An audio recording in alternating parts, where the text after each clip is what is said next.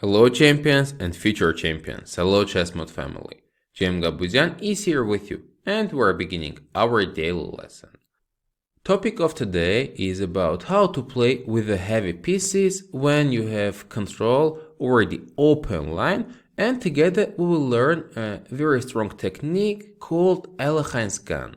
Before going further into the explanations, I will offer you to pause the video and figure out how white can strengthen the pressure over the C line. Now the knight is pinned with our bishop on this diagonal and with the rooks on this line, because both of black heavy pieces are hanging. So you can pause the video and decide what to play. When we are talking about the control or the open line, this means we want to have our heavy pieces there. Already our rooks are doubled. The only heavy piece which is not joining this pressure at the moment is the queen.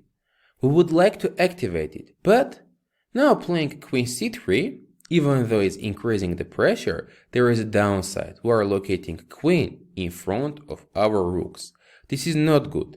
In many lines, even if black weaken defense over c6 square, we will not be able to take.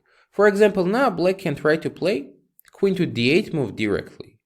And even though after bishop c6 and rook c6 we have much more pieces attacking on c6, 3 attackers versus only 1 defender, we still cannot take, because after queen c6, knight takes and rook c6, we are losing the queen. That is the reason we are going to learn today a strong technique, and it's called the Alekhine Gun.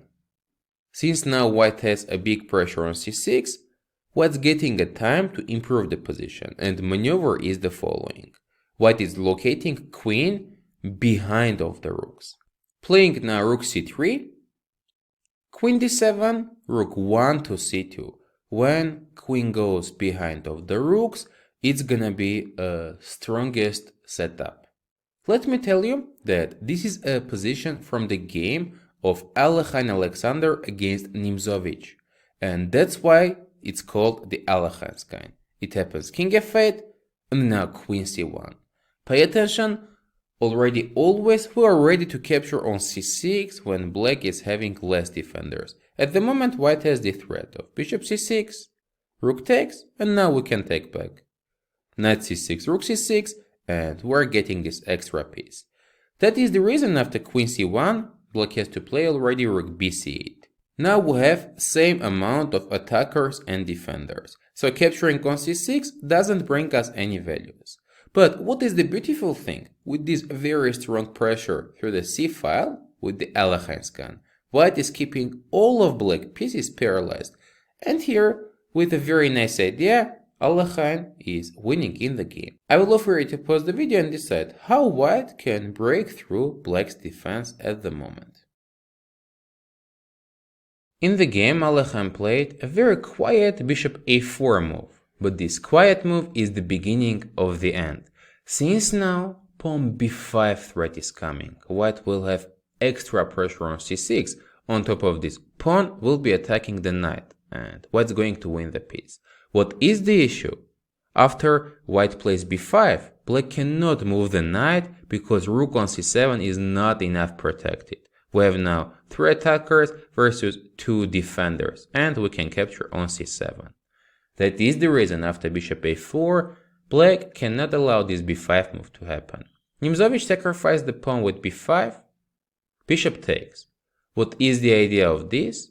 Now he is on time to play king e8, and after bishop a4, going king to d8, protecting rook on c7. He lost the pawn, but at least not losing the piece at the moment. For a second, before thinking how are we going to this, let's stop and see that none of the black pieces have any moves. They cannot move this rook to b8 because then knight on c6 will be lost. They cannot move the king or the queen to another square because already with b5 move, rook on c7 will be lost as well. This means black is in an absolute zugzwang. They cannot move the knight, and here after h4 in the game, Nimzowitsch resigned. The reason is After last few moves with the pawns on the king side, black will not be able to make any others. For example, h5, king h1, g6, and g3. White is just waiting, and now any move is losing a lot of material. That is the reason Nimzowitsch resigned, and now we're seeing this very strong setup through the open line, which is called the Alekhine Gun. Let's now go ahead and see another example in this topic. In this position, Alekhine is playing for black, and it's our move.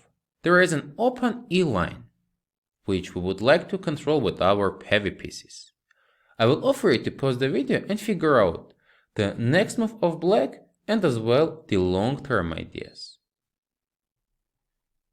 Since there is an open line as I mentioned, we need to take it.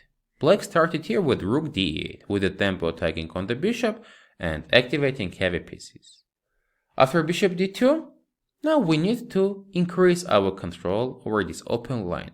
And instead of doing this with rook e7, which also looks logical, Alekhine played rook e6. He needs space for 3 of his heavy pieces on this line, and as well, queen will be very happy to stand behind of the rooks. It happened knight g4, rook a g8. After rook d1, Alekhine played rook 8 to e7, and as you can see, black has a very big pressure growing on this line. White now cannot move the knight and exchange a pair of the rooks because of the following reason.